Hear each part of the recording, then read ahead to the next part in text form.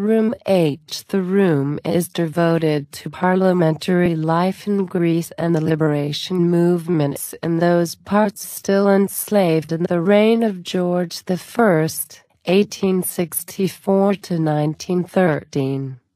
Portraits of politicians, mementos from the revolutionary movements for the liberation of Macedonia, Northern Epirus and Crete, mementos of the first Olympic Games of modern times, held in Athens in 1896. Room H. The expulsion of Otto and the Constitution of 1864.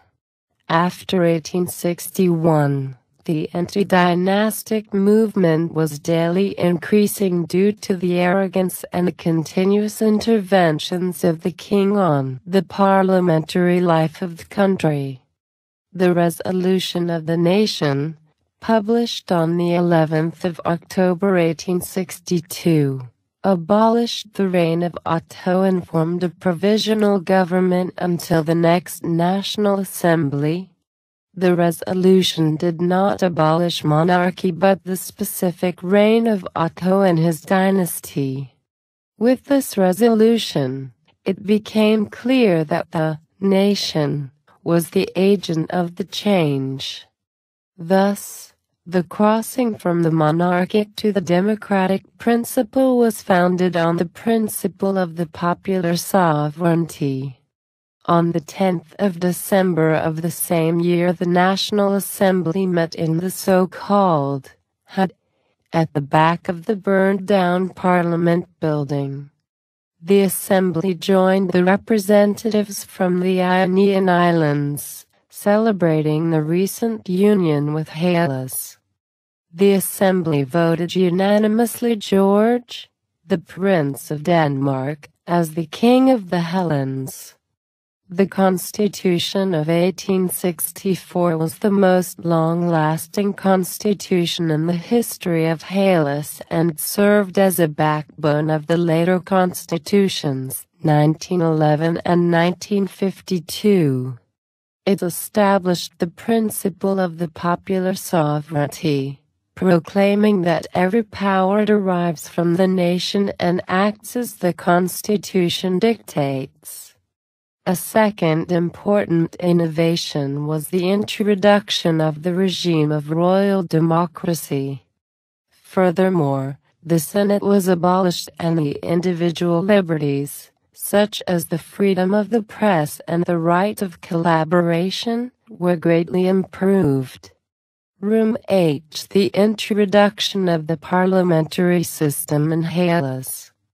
In 1875 the newly built House of Parliament was inaugurated and the parliamentary system was introduced in Hellas.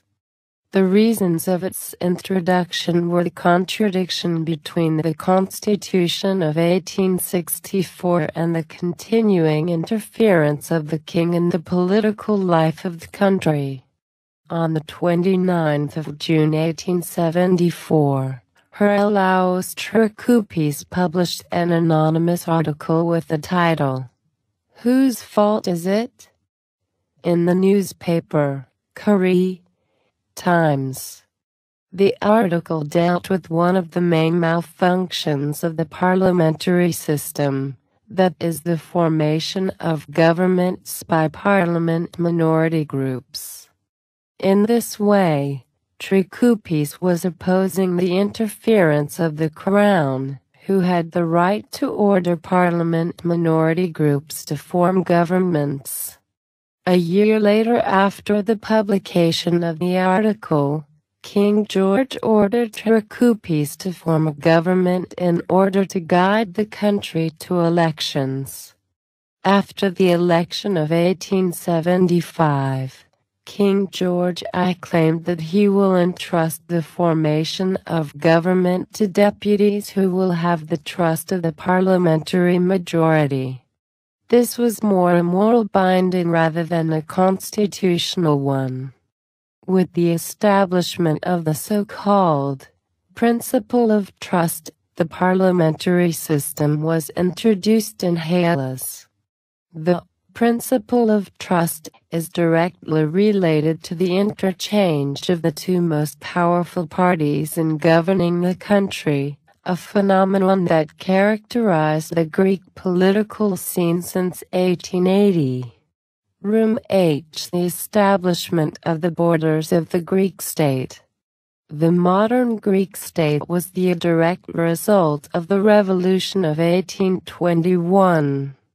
The newly established state was recognized for the first time by the great powers in February 1830 through the London Protocol. 2 years later, in 1832, a new treaty recognized Greece as an independent monarchical state, under the rule of Prince Otto of Bavaria with the three courts as guarantors. During the same year the borders of the Greek state were first established, and were defined in the north by the line Amvrokikos Sprouheos. In 1863, after many years of negotiations and by a unanimous resolution of the Ionian Parliament, the Treaty of London recognized the annexation of the Ionian Islands to Greece. Indeed, on 3 August 1864 the representatives of the Ionian Islands participated in an extraordinary session of the National Assembly. In 1881, after the resurgence of war in the Balkans and after constant diplomatic negotiations, the greater part of Thessaly and the area of Arda were annexed to the Greek state.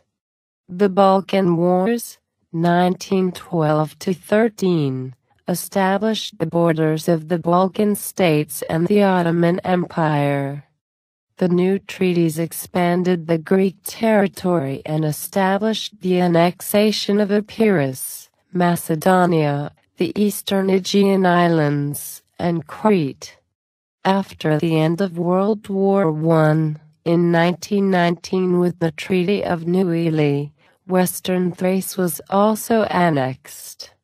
The present borders of the Greek state were defined in 1947, after the end of World War II, with the annexation of the Dodecanese. In 1881, after the resurgence of war in the Balkans and after constant diplomatic negotiations, the greater part of Thessaly and the area of Arda were annexed to the Greek state.